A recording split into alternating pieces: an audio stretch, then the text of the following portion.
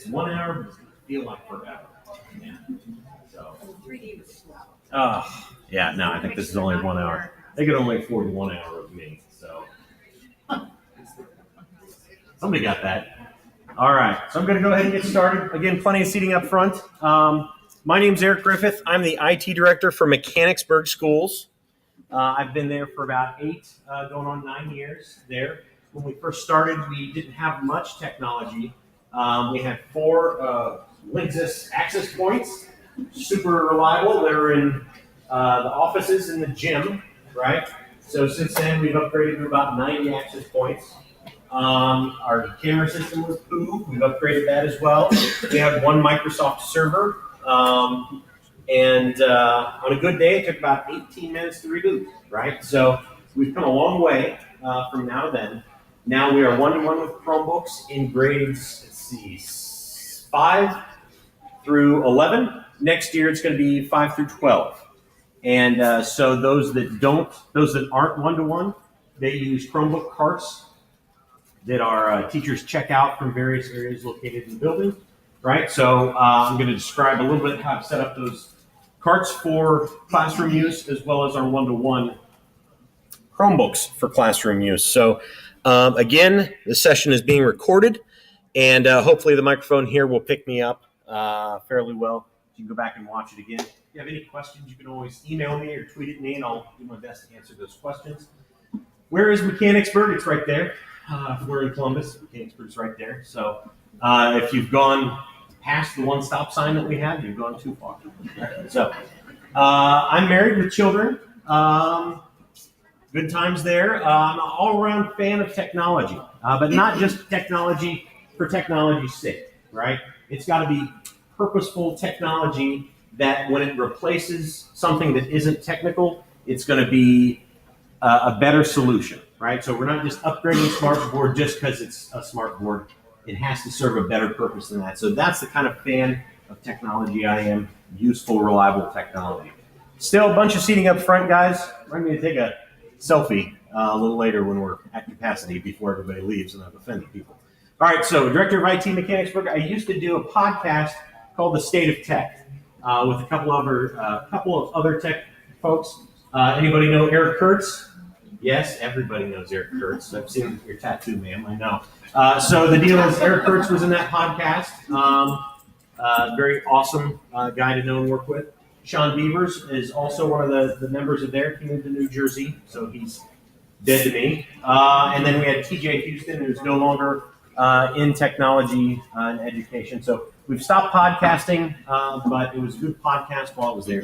It's my personal email address, LinkedIn information, and Twitter. And again, right down there is the URL for this. If you want to just go ahead and grab it, it should lead to this presentation.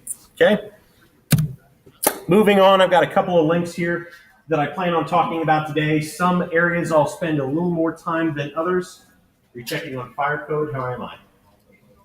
No? Just counting? I'm just kind of. Okay, good. Yeah. All right, because we can knock down that wall. I don't hear anything going on over there.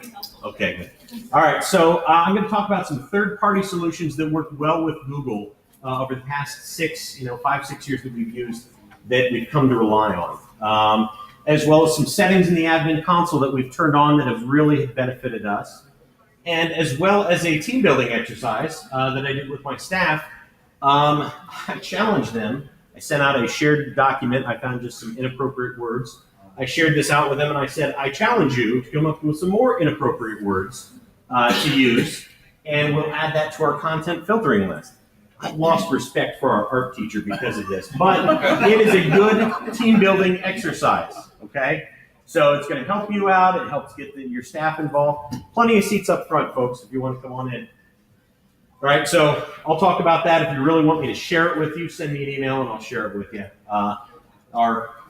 For HR reasons, that was my requirement as the teacher had asked to be invited to that document. All right, so first let's talk about synchronizing with Active Directory. How many of you synchronize your Google Apps domain with Active Directory already? Yes? Okay. I started to do this. I started to set this up when it first came up. I didn't have a lot of success. This was early on when it first started. However, there's a man who is a genius who's named Keith. Larson, right? If you don't know him, write down his contact information. He's worked on developing some information that synchronized not only your Active Directory, but your student information system together, okay? So it builds that script, and so as students come and go in your district, they do so with Active Directory and Google Apps for Education. So he streamlined that process. There's a fee to get started with that, and then a fee every year to pay for that service. But man, oh man, does it save time, right? We've all got other things to deal with. So this is one more thing that goes off the plate for me, and it's one of the things that we started up with the service last year, but we had an issue where we switched out our ENIS person. So I think over the summer we might look into going back and doing this again. But Keith helps you out, explains everything, helps you remoting, get started, does a lot of the work for you. So no fear there. Explains what you need to know to get it done. If you're interested, and Jeff, you can watch a testimonial he gave on YouTube when he was 14 years old. Yep. So now Jeff still looks like that today. Okay. So he's a grown man. But yes, so he gave a testimonial there, and you can watch that. All right. So I highly recommend that, and we've synchronized with that, and it helps out. Or when you do synchronize with that, it synchronizes with your groups and your organizational units and all that. So again, it really does take a lot of load off your plate. The other solution we use is Clever. Does anybody use Clever or know what Clever is? Okay, Clever is a cool one. Your curriculum person. If your curriculum person has to download CSV files and upload them to third-party services, Clever is going to take care of this for you because it's going to integrate that into your student information system as well as Google Apps for Education. Okay, so great solution there. There's a question about Clever? No? So what I like about Clever is it provides a portal, right? So if you sign up for it and you help get started with them, they're going to allow you to choose all these applications, both free and paid, to synchronize with. And then as the kids log in, a window pops up, a web page pops up. They click on one of the applications and it logs in for them, right? So if we've ever been in a classroom where 27 students have forgotten their password to log into one application, that goes away because this uses their Google credentials to log in for them automatically. Fantastic service. My Grifftastic tip for you is don't do this at the last minute. I'm a very confident tech person. I think that's not a problem. I'll just knock this out. It is not a 10-minute thing, okay? So yeah, there's already some no head shakings. There's trial and error. Let's get this right. And then it takes a day to synchronize. And that didn't work. Let's wait another day to synchronize. This is a good late June, July, August, early August project to go through and get knocked out of the way because things change all the time on it, and you need to be aware of how it works.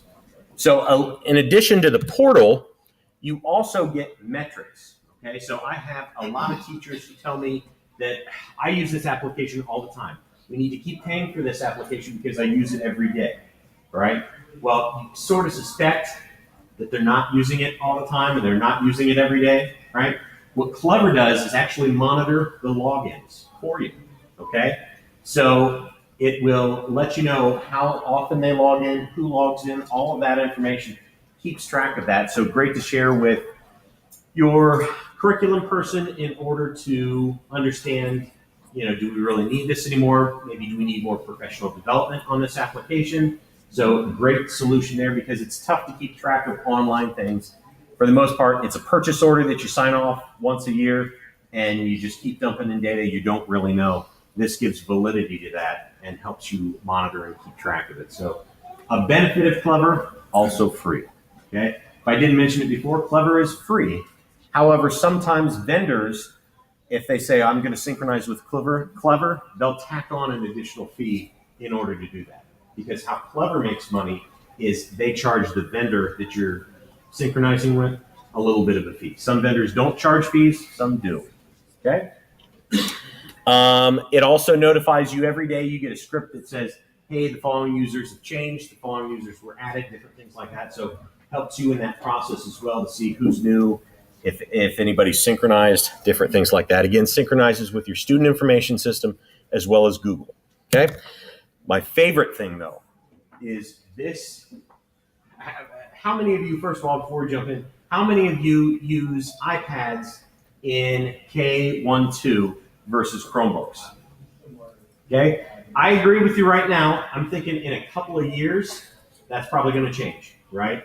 Because Chromebooks hopefully will get on board a little bit more with their touchscreen applications and make this use. Why we don't use iPads now is because of Clever and what they call the badging system, okay? So much like your identification here at OETC, you have an RFID tag, or I'm sorry, not RFID. What's that called? 2D. 2D? 2D barcode. QR code is really what it is, yes. A QR code where as soon as the student in K-12 opens up the Chromebook, it boots up to a Clever page and it turns on the camera, right? And so the kid holds up their badge and it logs them in, okay? So K-12, they don't have to remember their password yet. Now, we've used it last year, and so this year we decided to turn it off for second grade because second grade has learned their password. We started to practice with them last year. It is possible for second graders and even younger to memorize their Google accounts, okay? But Clever gets them started. You know, there's not a lot of time in those classrooms, and sometimes teaching in K-12 is like herding cats, right? You've been in there before. You've smelled that, right? So the deal is, maybe not, you've not smelled it, but so the deal is it's very difficult, and anything we can do to minimize that time for those teachers would be beneficial, right? So if we could print out some badges from time to time, and the kids hold those up and logs it in automatically, man, that's a great solution. Very easy to just print out an individual badge when you need it to as well. So the folks at Clever have really stepped up and made that solution cool. So any questions on Clever? Yes? I have a question. For older students, when the first time they log into, say, their textbook or their online resources, do they still have to enter in their username and password the first time? So if the application synchronizes with Clever, right, chances are they're going to log into the Chromebook. They already had to log into the Chromebook, right, which automatically logged them into Google. Once they click onto Clever, it already passed on that authentication, the credentials. So they're just clicking on the link, and then they click this button that says log in with Google, and it logs them right in. So it's I'm sorry, say again? Their representative, when I spoke to him. And, you know, it's very difficult. They're folks, I had to find the right person to talk with, but once I did, I got her email and her phone number, and she probably regretted that, you know. But we got it done and started to synchronize. So awesome solution to look into. And Eric, you had to contact each of the vendors, right? Like they are, and you had to make that connection. Very good question. So if you open up Clever and you look at all the applications that they synchronize with, which there are hundreds of them, in most cases, they're all paid applications. We had to let the vendor know that, yes, I want to synchronize with Clever.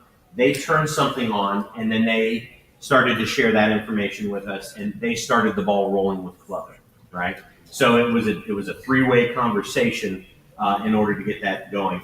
It is a little bit more work on your end, but in the end, it's going to pay off because it's less you're going to have to do every single day, right? To add new content, to update rosters, to do all that stuff. Does it automatically in the background? It's a good question. Yeah. All right. On to the next. GoGuardian. How many of you use GoGuardian? Yes? All right. Who wants to share a good GoGuardian story quickly? Anybody? Yes. So we had a student search something along the lines of how much acetaminophen does it take to have an overdose. Oh, very inquisitive child. We had set up channels at the school where any of the self-harm triggers, you know, what our path is. And we found out she took 4. She had a stomach ache. She was nervous. So she Googled it, but it really tested our self-harm filter, and it worked flawlessly. Yeah. Now, so what was your name? Tom. Tom, GoGuardian would like to thank you by giving you some ugly socks. So pass it back to Tom. So the deal is, wear those ugly things with pride, huh? So the deal is GoGuardian, if you don't know, there's 2 different applications from it. There's a GoGuardian for administrators and a GoGuardian for teachers. And if you heard Tom's story, what the GoGuardian for administrators does is it monitors the internet history that the student is looking for, right? So as they're searching for different things online, that's coming to you in real time. There might be a few minute delay, about 10 minutes, 10 to 15 minutes, depending on that. So it's searching for keywords, a set of keywords that it thinks are bad, okay? And it's going to notify you and let you know, hey, this kid's looking up bad things, okay? So it also does another thing, which we'll jump to in the next screen, called self-harm, where it's going to search for words like, I want to kill myself, right? So you never want to see somebody search for that. And, I get some of the most gut-wrenching emails, and it's awful. And I'll share one here in a minute, but on the positive. 9 times out of 10, they're in a fight with their parents. Yes, they're in a fight with parents. It's what I call a false positive, and I'm very thankful for false positives. I'll share one here in a minute. But in short, GoGuardian monitors and filters all this information.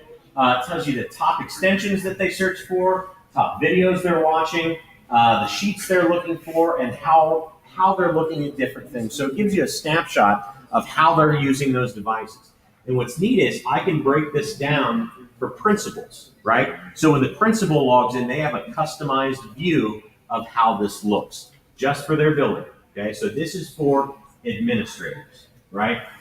Now my story on this has to do with the smart alerts, okay? So we received a self-harm, and it's a false positive, but the search term was, how does a rope feel around your neck? Right? God, when I read that, goosebumps on my arms, I just felt like crap, right? This is a 6th grader searching for this. How does a rope feel around my neck? How does a rope feel around your neck? Okay? So I get this notification, it's an email, and it pops up right there, and I get to click on it, and it shows me more about what's going on. Okay? It shows me the previous thing that she searched for, which was how to braid a horse's hair. I'm going, okay, that's odd. All right, look again. It's like how to tie up a horse. Okay, I'm assuming so it doesn't run away, not some weird thing, right? How to tie up a horse, right? Then what horses like to eat, how much a horse can eat. Okay, so I'm looking back at the history of what she searched for, and I'm thinking she's concerned about how that rope is going to feel around the horse's neck. Okay, thank God. Because that's awful. We've provided, as tech folks, we've provided this tool to students, and they're not using it in the best interest. And it makes me feel awful. So this application prevents and alerts us right off the bat when we're going to have issues like that. And Mr. Blance in the back, Corey, he's my partner in crime at Mechanicsburg. We're both on a text thread with principals and administrators. When we all get these notifications, we all act. We make sure that, hey, this kid's in your building, you might want to call their parents, right? So we take it very seriously. One of the things that GoGuardian is going to do is they're going to increase their security for this and their awareness and allow you to add SMS messages. I just spoke with those guys in the booth, and they said, we're aware that you want this feature, and we're definitely coming out with that. So fantastic solution. It is a bit pricey. However, it's tough to justify the impact that how this will affect your district, right? If you think the bigger picture and somebody searched for something and you got a note, you could have got a notification, you could have helped, it's in your best interest to have some sort of forewarning about that. So there's 2 parts of GoGuardian that we use: GoGuardian for administrators and GoGuardian for teachers.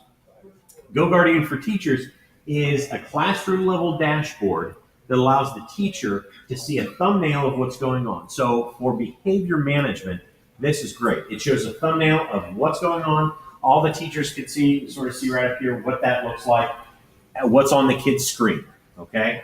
It also shows any other open tabs that they're working on. They can also switch to another screen that shows a timeline. So they can see when that child was switching back and forth between YouTube and the Google Doc they're supposed to be working on, right? So what's cool about this solution is our teachers use this to correct the student's behavior and say, look, you're off task. You need to get back on task. They can chat with the student privately.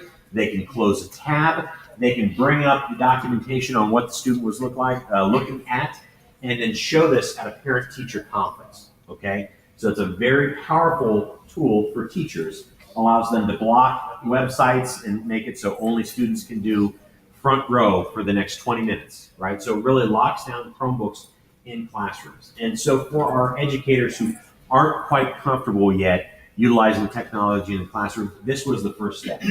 You put this back in their hands and say you have an element of control. You can see what everybody else is doing. Suddenly that makes technology a little bit more comfortable, right, in the classroom. So good solution, and it's built into GoGuardian.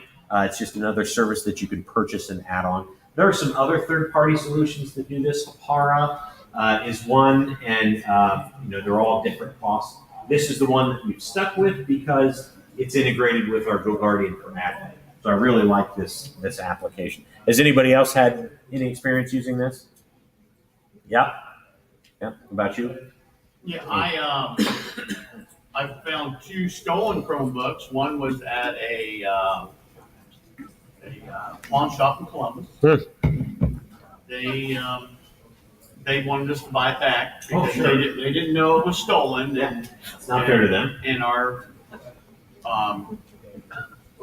what is it? Our assistant superintendent turned it on and goes, this says property of Big Walnut Local School. Yeah. Did you not see that? Yeah. He says you can take it. Yeah. And What then I like to do found is change the message on the front, say, no, this is Mr. Griffith. I know right where the Chromebook is. Please call me right now, or the next thing you'll see is the cops knocking on your door. Yeah, You can actually change that message right on the Chromebook. So Chromebooks are cool and creepy like that. So And then I found one that was lost in a Taco Bell. And went to Taco Bell and picked it up.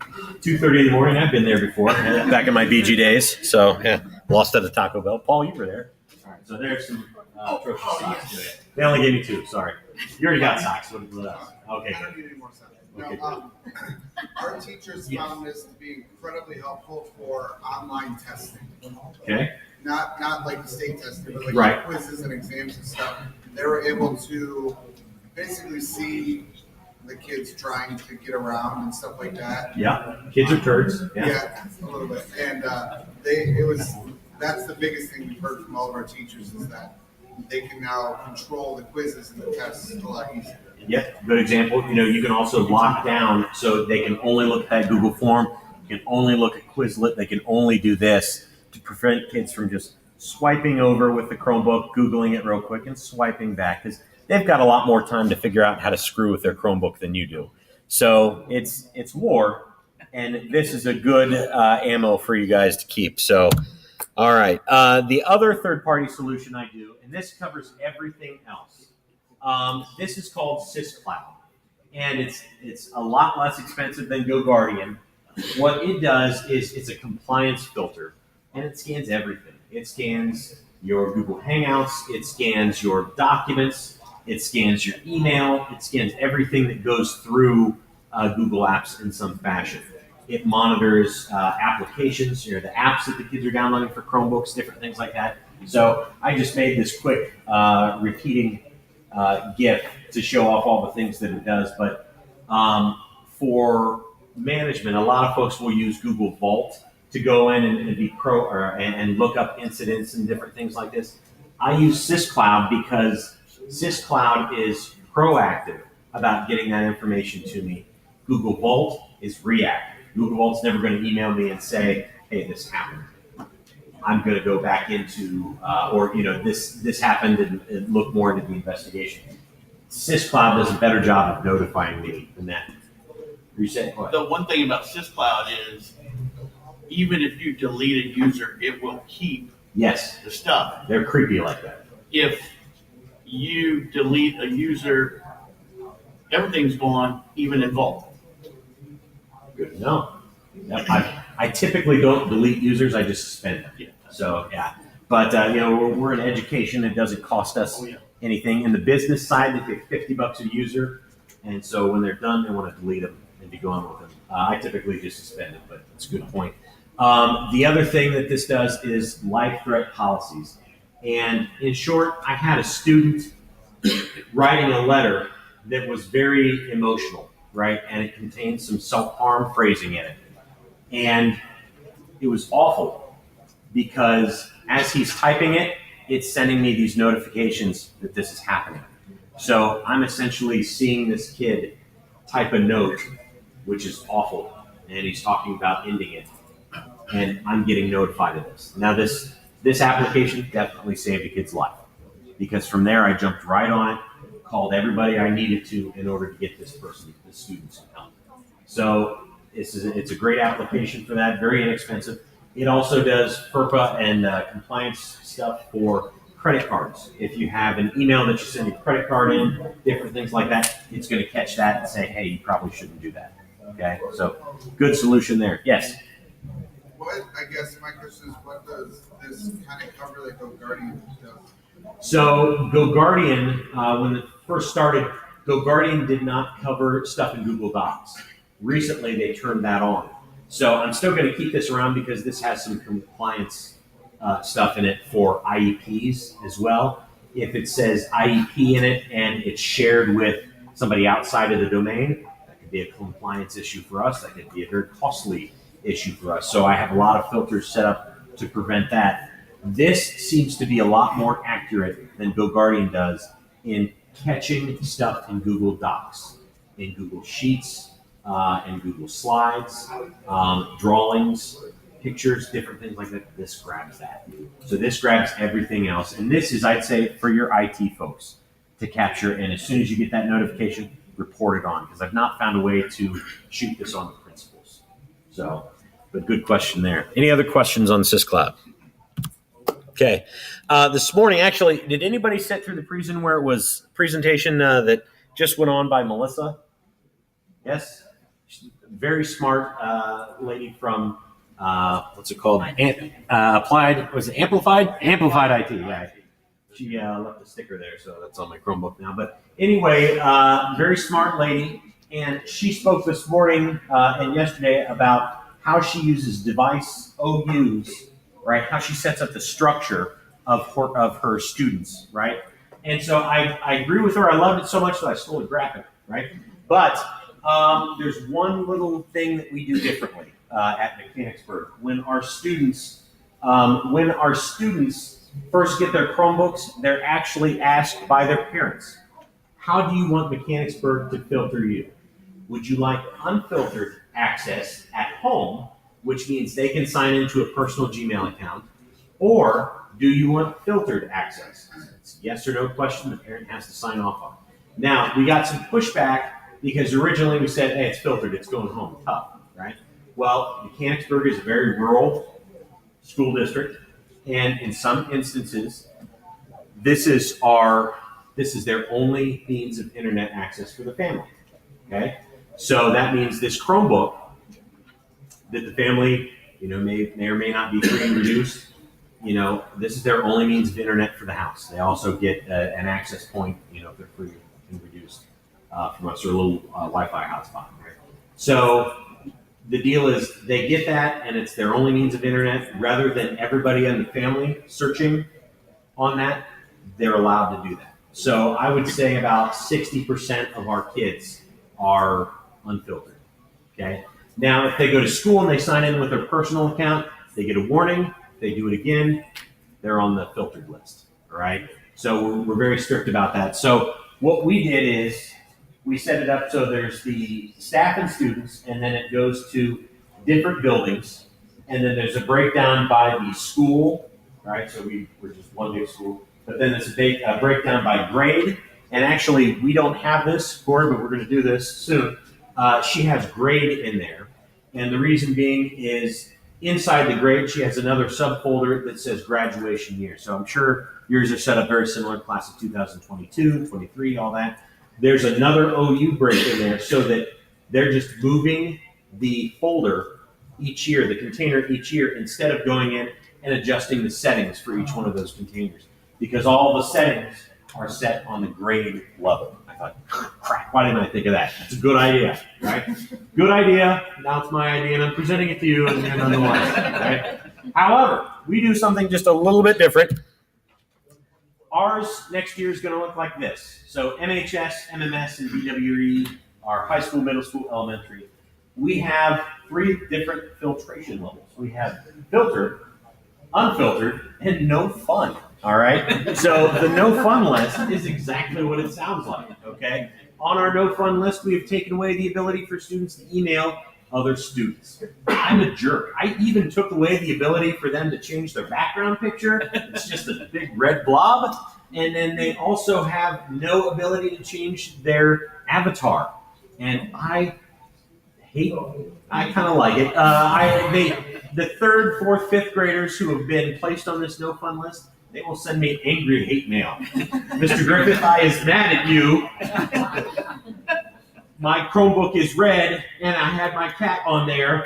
I is mad. We are not friends anymore. I'm like, well, great, there goes another one, right? So the deal is they were placed on the no fun list based on the recommendation of the teacher, right? Not because I'm allergic to cats, okay? So the deal is it's not my fault, but I take the brunt of that hate, right? The teacher sent us a recommendation, say, so-and-so searching, he's not being very well behaved in the classroom. I'm gonna put them on the no fun list. So ours are set up differently. We have, starting at the top, we have the filtration levels. And the reason that is because I was having a difficult time jumping into each school and changing the filtration levels. So now my filtration levels are at the top. And then underneath that is my school and then the graduating year.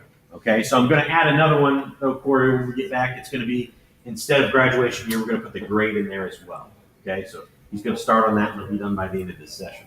Thank you, Corey. All right, so the deal is, and I picked that up at the conference from Melissa. So, I mean, that was my idea originally, and we're moving forward. So we've got these 3 lists and that have graduated, right? So kids that have graduated move their accounts down there. So that's my filtration level, and it works well for us because we have the ability to move kids around. Now, what I'd love to talk to you about now, and actually I'm just going to show you, how many of you have ever used roles before? Administrative roles, admin roles before, okay? How many of you have given admin roles to your teachers? Okay, just two folks? Okay, 3, yeah. What you can do is set up help desk or service roles. I have something called the Chrome management role. And so what I've done is if you go into that role, you can assign teachers a grade level. And so a teacher has the ability to reset a password, has the ability to move a student from one of those filtration lists, right? So instead of them calling you and bugging you, right? That's not what they're doing. They're supporting it and, reporting it correctly. But they have the ability to do it right away. And when they move that filtration level right away, they can tell the kid to reboot their Chromebook, and right away, they're on the no fun list, okay? So that gives that authority, some of our power, right back to the teachers. And you know what? As an IT person, I'm okay with that, because that builds that relationship with my teaching staff. They're like, wow, I can do this now. They don't look at it as he's being lazy. He doesn't want to do this anymore. He gave me power to do this in the classroom. Were you 10 minutes? Or what were you doing? Just amen? No? I thought you were a timekeeper. Never mind. All right.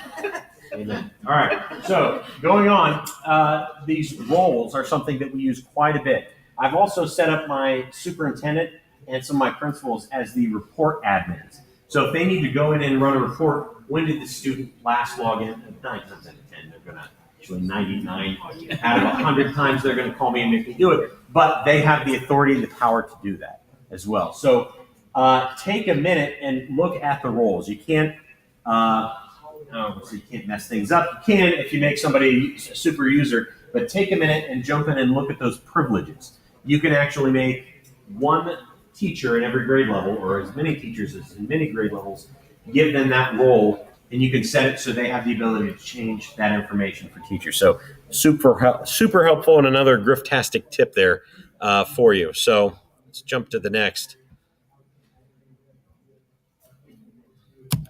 Okay, so the next thing I'll talk about is email restrictions. As we've done this for students, we talked about the no fun list. Originally, I had another list below that called no email. it was like the second level of hell. I don't know, for kids. Not only could you not change your background, but you also cannot email your friends, right? Which they're even more madder at me when that happens, because I made it so they can email me and all the teaching staff, but nobody else, right? So talk about email restrictions and why we do that. The settings for that, and I wouldn't suggest changing this now. What I would do is say set up a test OU and put a test student in there and test this out.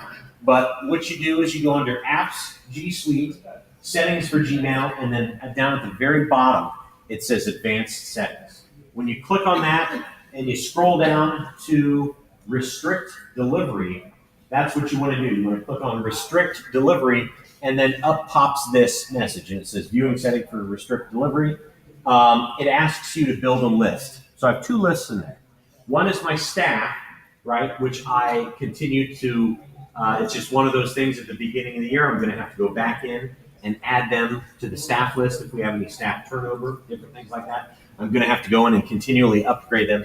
And then I have a student work list. So these are emails, and this is, again, continual in progress solution. Things like if they sign up for something. So, for example, huddle.com. Anybody have any athletes that use huddle.com? They're going to receive some sort of an email. By setting up this restrict delivery, that means that they can't receive emails from Huddle. So you got to go in, you got to grab that no reply from Huddle, or whatever it says, and you got to grab it. So what I did in order to set this up is a student who had been there for so many years, who had left, I went ahead and reset his password. I logged in as him, and I just went down the list of all the things that he had signed up for. Kahoots, final forms, and different things like that. Other third-party solutions, right? Now, you're also going to get, when they're in the senior class, you're also going to get issues where colleges are emailing them. So hopefully you don't have any seniors on the no fun list, because they're not going to college either, right? But this no fun email list, I set this up. It's clearly a punishment. It's one of those things that the student has the right to earn themselves off of this list, okay? So when you set this up, you had to add the two lists, and then there's just an OK down at the bottom. The nice thing is I can set this up. It says, sorry about that, but you are not permitted to email this student, Mr. Griffith, at support, right? So what happens is when somebody emails that kid, they get that notification right back. So they're going to send an email and say, hey, I'm trying to email so-and-so. We're looking for him. So that's another way to build up that notification, so that works. So email restriction on my no fun list was something else. Anybody have any questions on that? Yeah. I have 119 staff members that they can email. That they can email. I just went ahead and grabbed all my staff members, custodians, everybody, just threw it in there, because you never know. I don't know. Can you specify a group? Say it again? Can you specify a group? Yes, and so I have a teacher list group. I have a student work list group. You can have as many groups as you you want. just say my teacher group. Can I do a group? No, I cannot. That would have been super beneficial. Tried that, yeah. There is something that you can do later with Google Classrooms, now that works. I don't know. How many of you use Google Classroom? Okay. So with Google Classroom, there's a feature in there that says verified teacher list, and I'll jump into that setting where you have to continually add teachers to that.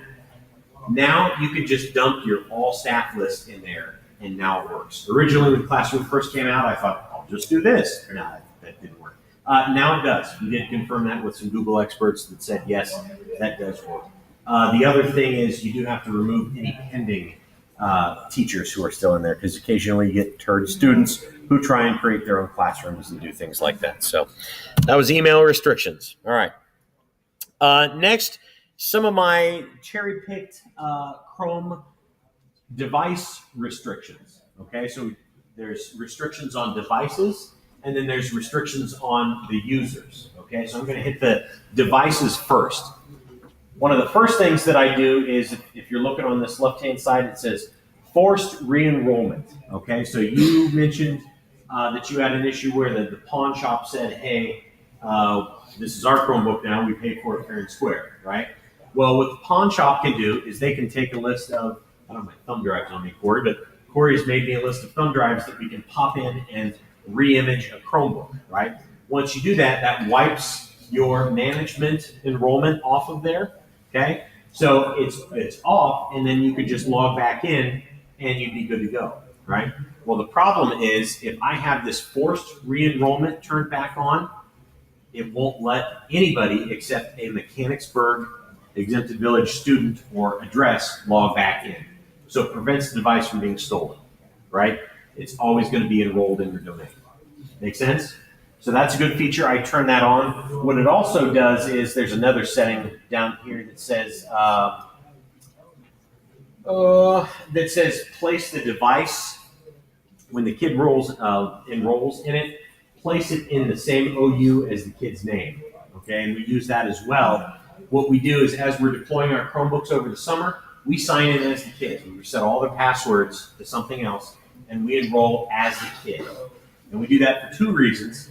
It's fun, right? Because as we're logging in the kid, we get to see all their backgrounds, and it's like, all right, well, that's gone, right? We also get to see all the stupid apps that they download that are just time-wasting, pointless, and dumb. And then we get to go and adjust our list there and remove the bouncing ball and Pac-Man Hero and Happy Wheels and just worst apps you've ever seen. It's a good way for us to go through and remove those. I could block all the apps, but that's already done for me on the no fun list. But the kids who are filtered and unfiltered have the ability to choose their own apps for now. But know that a couple of times a year we look at that. I also get notifications through SysCloud if any apps that are just questionable pop up. They're going to let me know. Okay? So I've unrestricted that as well. We've also disabled the device return instructions. You mentioned that it said this is property of your school district, right? Right there, it says disabled device, return this.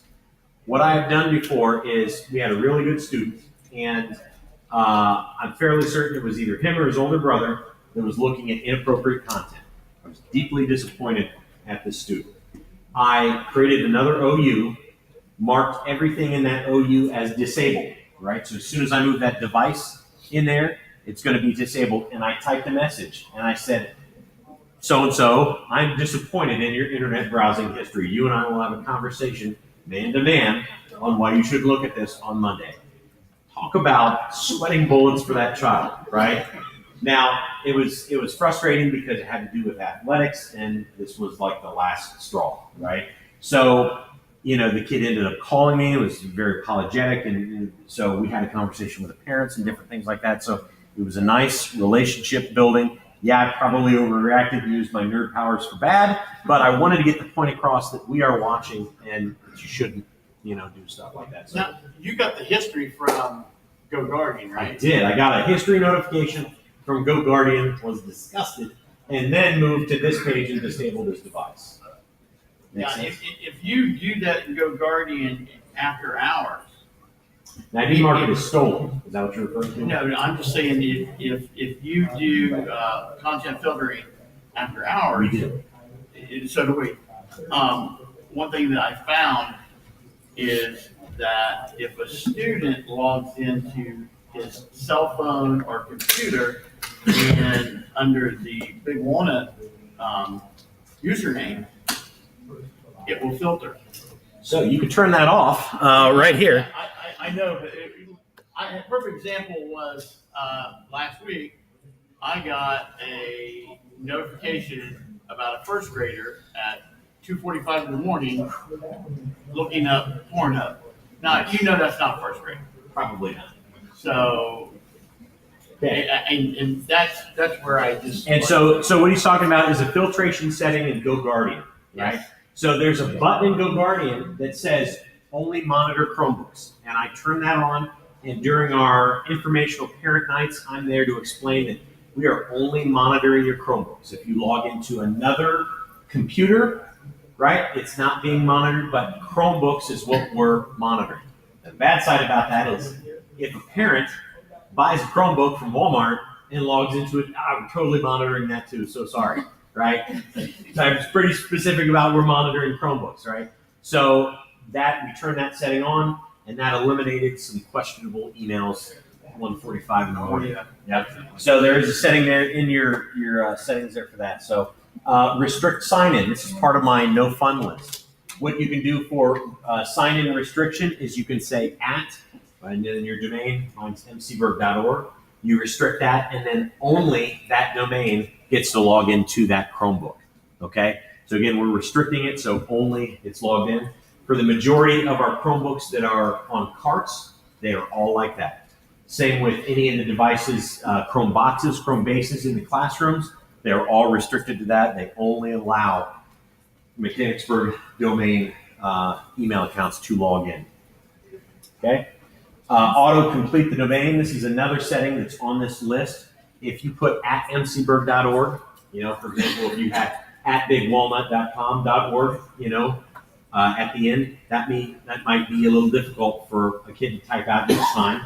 It would be a good thing for them to know what school they go to, but it's a time saver, right? So by popping that in, it's just going to ask them for whatever their login credentials are, all right?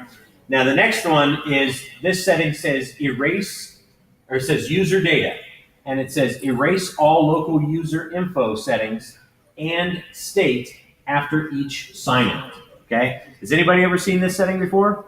Okay, what use case do you use it for?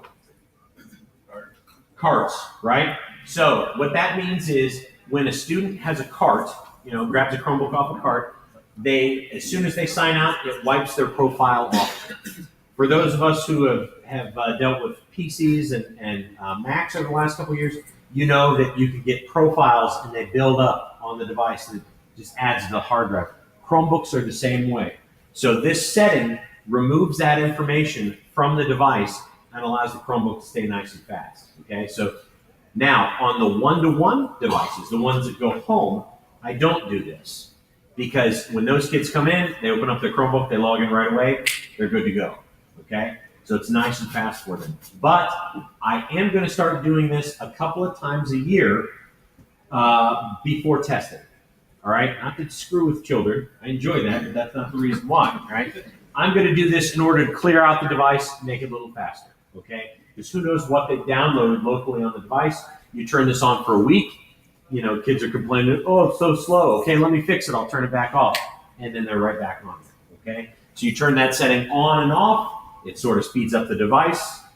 It's good to go. You turn it on during testing, though, right? Before testing, I turn it on, and when I'm done, I turn it off. Yeah. So, yep. And then device update settings too. This is one of the things that you want to monitor as a tech coordinator. If you're on the notifications to get emails about testing updates, they're going to say, hey, this air test now works with version 43 and 42 and 41, but not 44, of Chrome. So don't let it go to 44. This setting allows you to specify and restrict it from going past that certain level. I typically set this at the top of my domain so that all my devices adhere to that, okay? So it's just a safety thing built right in. Unfortunately, I forget about it for like 3 months, and then everybody gets those messages that says, hey, this version of Google is not compatible with your Chromebook. Okay, quick fix, I'll turn that right back on, okay? So that's one of the things that you have to monitor and look at that from time to time. Hey, Eric, Yes. I contacted Google on that one because we were having where the updates were taking longer than they should take. And they told me if I was going to go to the latest version anyhow, there's another option in there for me. It just says Unrestricted. unrestricted. They told me to set it to unrestricted until everything got updated because they said it actually does take more time for it to process it when we limit it. And Yes. they said it also will take up more resources. Just if I just have to stay at 63 or 64, it takes up more resources daily. Yes. So So why just why it's doing that is every day it's going against the server and saying, hey, It's can I checking. update yet? Can I update yet? Can I update yet? Right? It's the Sheldon Cooper neighbor, hey, how's doing? No, okay, fine.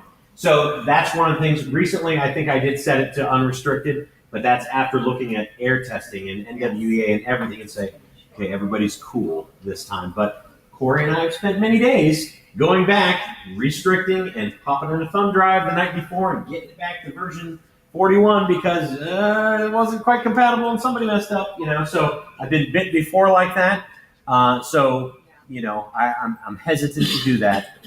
But yes, you're right. It's sort of like Apple Talk. I think, one of those chatty protocols over the network saying, hey, can I print yet? Can I print yet? Can I print yet? Same concept for those admins there. The other thing I'm going to do is I'm going to change this setting. We already talked about the user data, but I'm going to shut down the lid when they close the Chromebook, right? Or, I'm sorry, when they close the Chromebook, I'm going to shut down the Chrome. Close the lid, shut it down.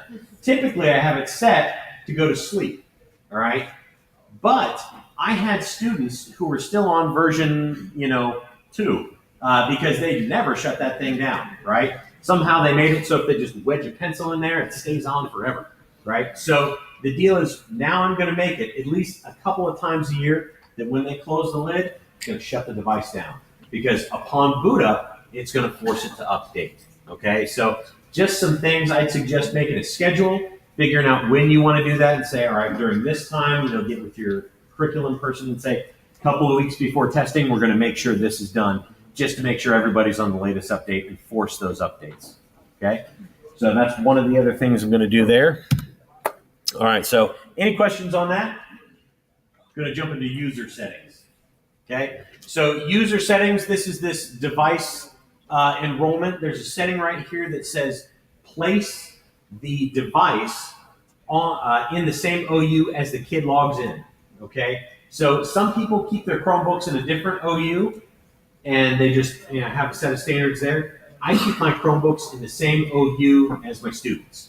And it's because of this settings. I know where they are. That helps me narrow them down when I'm searching for. Just a preference that I've done. And there's a little setting that helps me do that. And that's that setting right there. So as I log in all those students, it puts them in the same OU there for me. So just a helpful setting. Force installed apps and extensions. So for me, I have just a set list of apps that I want to go out to every grade level, every student, different things like that. And that's going to change based on the grade. Maybe the 6th grade doesn't use front row, but 7th and 8th do, right?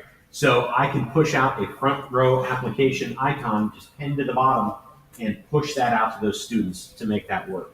So under the settings here, which is device management, Chrome, and then user settings, as you scroll down, you're going to see the settings to pin that application down on the bar, okay? So that's what you want to do. You want to find that setting, find that, you can pin that, and then the force sends that out to all those students. So that's very helpful. Again, it's one of those things that's going to save the classroom teacher time because the teacher doesn't have to tell the students, okay, everybody go to front row. And then 15 kids Google fat row and one Google's front row and somebody spells it correctly and, just going to save time if the kid can click a button, okay?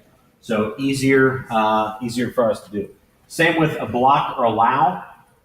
Each year as we enroll kids, we find different apps and extensions that we need to block, okay? So under this setting is where I can go and scroll down and find my block list. And I must have 400, 500 apps in there that I've gone through and blocked. I've blocked VPNs. I've blocked, proxies. This one called Happy Wheels. It's an awful game about a man in a wheelchair that just goes down a ramp and it's horribly bloody. And the kids are laughing at him. I'm like, what's wrong with you? This is not helping. Yeah. It's my fault for letting them do that. Okay. So they can move to the no fun list for a while and I lose all those games. And in the meantime, I blocked it for everybody at the domain. Now, when I do that, I block that at the top of the student list. I say, hey, this app is just blocked for all students. Okay. The staff wants to delay Happy Wheels. Gross, but not going to restrict that. All right. The other thing that I do is there's a setting in here that says download location. Set it to Google Drive and not local. Okay. So there's two options. It says set the download location to local versus setting it to Google Drive. I'm an educator. Yes, you are. All right. So the deal is clearly you can hear them through the walls. All right. We used to have these little microphones, none of the coaches who are also educators use those at all. It's amazing. So anyway, we set this because what I found is as kids are downloading things, right, if they go back into Google Drive, it's getting dumped into the Google Drive and either GoGuardian or SysCloud is going to pick that up, right? So it's an extra level of monitoring and filtering for me. It's a great idea. Write that down. I'm going to have you sign something for my wife that I do have great ideas for you. All right, so that's what I do, and that has helped out. It has also allowed the device to be a little bit faster because if it's downloading to the local drive, how much storage does a Chromebook have? It's like really 14 gigs because it's supposed to be 16 gigs, but 2 gigs are set up for the storage, so it's not a lot. You get a lot of people on there. It doesn't take very long for the kid to download. So if you point it back to Google Drive, which we pay how much for Google Drive? Right. So you might as well point it back to Google Drive. Okay. So that's another free Grifftastic tech tip there. So, all right. Moving on to the second one, URL blocking. Recently, we've had some smart turned children who have decided that they're going to bypass, and this was a slip up on my end, and which is why I changed my OU structure. They're going to bypass logging in to Google, or I'm sorry, they're going to log into our Google, but they're also going to add the ability for their personal Gmail account to be logged in at the same time. So they can jump back and forth and chat in school, right? Has anybody experienced this yet? Yeah, here's how you prevent those lovely darlings from doing that, all right? It's actually 4 extensions. Someone had pointed it out to me in a previous session. It's actually 4 of them. It's these 3 guys right here. So accounts.google.com /add session account chooser /logout, and then there's another one that says logout to. So if you block all of those URLs, what happens is when a student goes up to log out, it says no soup for you, right? And will not let them log out. Okay, it says block. If they try and add another personal Gmail account, it says nope, I'm sorry. All right. And so the other thing that's funny is you're going to get those students to come trickle in and say, for some reason, my personal Gmail account, Mr. Griffith, Big Buck Hunter number 27 is loading up and it won't let me log into my Gmail anymore. I'm like, really? Okay. So, yeah, legitimately, and he was a Big Buck Hunter, so clearly. Yeah, so I turned this off for a second, logged him out, turned it back on, logged him back in. So you're going to weed out some kids there who just aren't following your acceptable use policy, but that's a way to set that up as a preventative measure so they can't get around and screw around in the classroom. So some of the other ones that we're blocking are Google+, Google Hangouts, Chrome URLs, flags. Those are different things you can go to and turn on and off. Clearing the browser history. We have kids that like to go in and do that. If you don't block that, they have the ability to go in and just, nix it one by one. And so they can block it individually. There's also a setting in the list that now allows you to do that, but I block it all together so they just can't delete it. Okay, so there's another helpful one. There's another one right here. It's this big, long, ugly link right there. And how do you pronounce that? CROSH? Crosh? I don't know. It's like the Linux terminal of the Chromebook. You can do some amazing stuff in there from a hacking perspective. You can make Flash run. You can make Java run. You can make your Chromebook run, right? You can do everything in that coding world. So I have to block that. All right. So I definitely block that one too, and we're good to go. So I've listed those there, and this session has been recorded. So I'm also going to post that on the very end. I've got 2 minutes left. Does anybody have any questions that I can answer real quick? I'm out of Go Guardian socks. I apologize. Yes. For the auto shutdown, we close the lid. At least where I'm looking right now in my admin console, it's only giving me the option of logging them out, not actually shut down. Okay. I think it used to say shut down. They may have turned that off. I'm going to say log out because if it's logged out, it should automatically shut down. So I think that's the setting I'm going to do. But we discussed that because I noticed half my kids weren't updated. Okay, so good point. I'll have to do that. Yes, ma'am. What do you do with your graduated students? How long? You said you have an OU for them. I have an OU. So the question is, what do I do with my graduated students? To be honest, I probably should not do this, but I let them have the account forever. All right, I just move them into something where they're not being filtered, they're not being restricted. Their email doesn't go through our ITC. It might be a bit of a liability thing, but the deal is we're a small town. This is their only email address. believe it or not, they've had it since, 8 years ago when I started. How dare I take that away from them? My daddy pays your taxes. Okay, you can keep it. It's not a big deal for me. So I let them have it. Some of the kids that don't use it anymore have actually emailed me and said, Mr. Griff, I don't need that anymore. You delete it. Do you allow those kids to still email younger siblings? Good question. They don't send through the things. Some of them are siblings, so their brother or sister are emailing like that. They do. I've tried to restrict a few who have been placed in jail or something like that. I can move them out. I can disable their account as needed. But as far as a restriction, I've said it's yours. You can keep it. I don't have to pay for it. It does make me cringe a little bit, but it's a different town. A rural versus a big. So, all right.